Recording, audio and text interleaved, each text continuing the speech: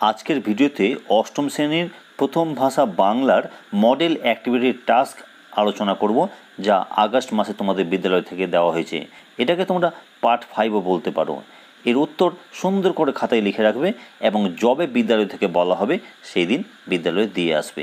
আর চ্যানেলে নতুন হলে অতি অবশ্যই চ্যানেলকে সাবস্ক্রাইব করে রেখো অন্যান্য বিষয়গুলি সহজে পেয়ে নেওয়ার জন্য। তাহলে চলো প্রথমে প্রশ্ন কি বলেছে, প্রথম প্রশ্ন চলে যাই। নিচের প্রশ্নগুলির উত্তর দাও।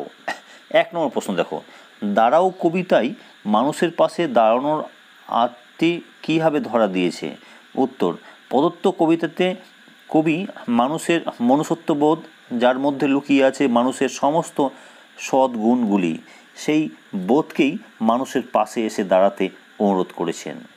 সে বোধই পারে মানুষকে অমানসিক তথা বর্বর আচরণ থেকে মুক্তি করতে।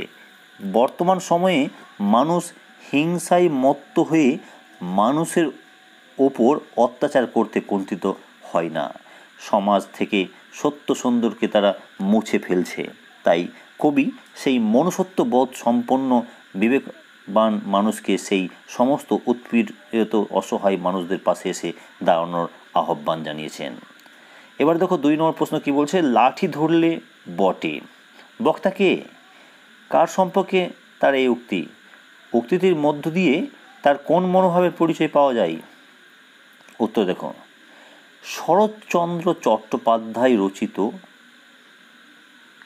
কাহিনী পল্লী সমাজে এই আলোচ্য লাইনটির বক্তা আকবর। ছোটবাবু রমেশের সম্পর্কে এ উক্তি। আকবর একজন প্রকৃত লাঠিয়াল, তার আত্মসম্মানবোধ প্রবল। সে জানে লাঠিতে জয় পরাজয় আছেই।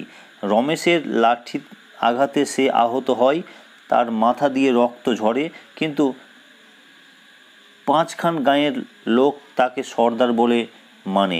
তাই পরাজিত হয়েও সে আত্মমর্যাদা হারাতে রাজি নয়। নালিশ করলে তার সম্মানহানি ঘটবে, সেই সর্দার হিসাবে অপমানিত হবে। তাছাড়া সর্দারের এই কথাই ছোটবাবু রমেশের প্রতি শ্রদ্ধাও পরিস্ফুট হয়, কারণ রমেশ নিজের স্বার্থে নয়, গ্রামবাসীর স্বার্থে 100 বিঘা জমি বাঁচাতে বাঁধ কাটার কাজে তাদের বিরুদ্ধে লাঠি ধরেছে। এরপরে দেখো 3 নম্বর প্রশ্ন কি বলছে, প্রাণ আছে প্রাণ আছে। ছন্নছাড়া কবিতায় এই আশাবাদ কীভাবে ধ্বনিত হয়েছে?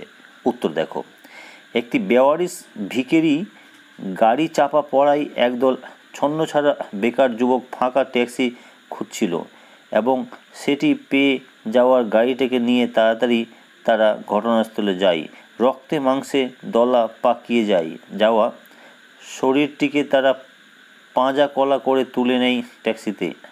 শরীরটি তোলার সময় তারা আনন্দে উৎফুল্ল হয়ে চেঁচিয়ে ওঠে, শাড়িটিতে এখনও প্রাণ আছে। শহরের ইট কাঠ পাথরের পরিবেশিত দয়া মায়াহীন পরিবেশের মধ্যে থেকে একটি মায়া মমতাপূর্ণ বিশ্বাসের উষ্ণ শঙ্খধ্বনি ধ্বনিত হয়ে উঠল, প্রাণ আছে প্রাণ আছে কথাগুলির মাধ্যমে।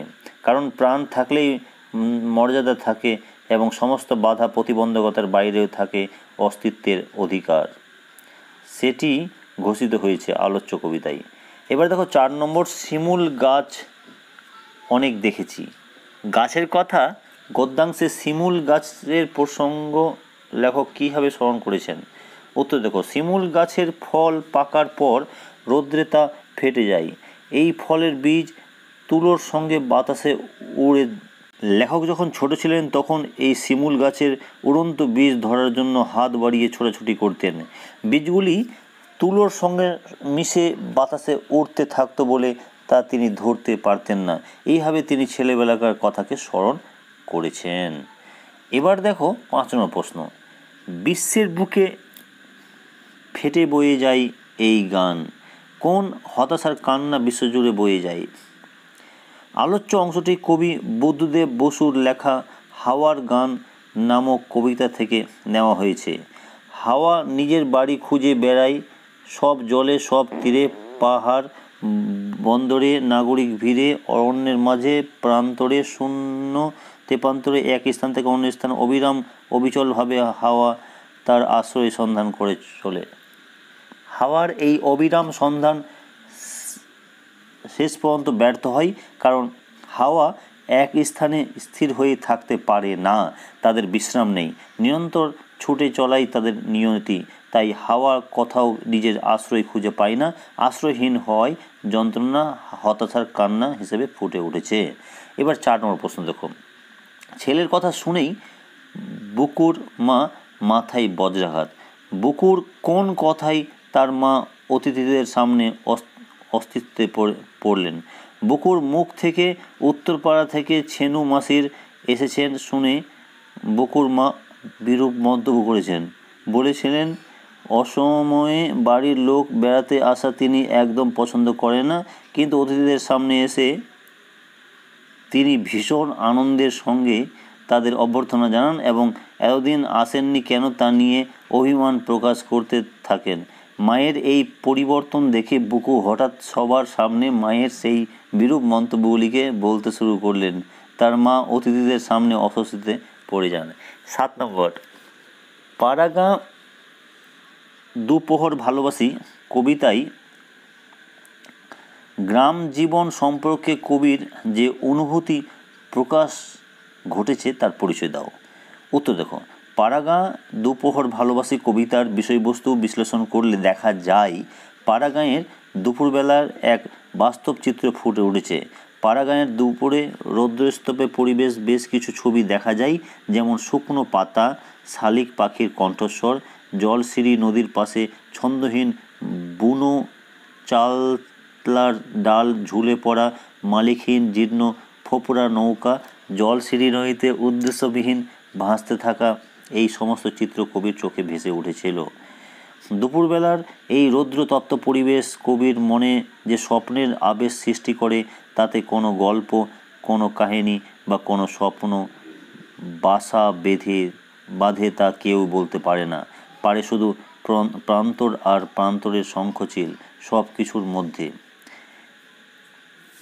দুপুরের প্রকৃতি কবিতাটির সিংহভাগ জুড়ে আছে যে প্রকৃতিকে কবি ভালোবাসেন। এরপর দেখো 8 নম্বর প্রশ্ন। এলাহি ব্যাপার সব। নটোরের কথা রচনাংশ অনুসরণে এই এলাহি ব্যবস্থাপনার বিবরণ দাও। নটোরের রাজবাড়িতে রাজা খাবারের এলাহি ব্যবস্থা করেছিলেন। নিমন্ত্রিত অতিথিদের আদর আপ্যায়নের যাতে কোনো ত্রুটি না হয় সেদিকে মহারাজের নজর ছিল দেখার মতো। কোনো রকম মোট খাট, জামাকাপড়, ধুতি, চাদর নিয়ে যাবার চিন্তাও ছিল না তাদের।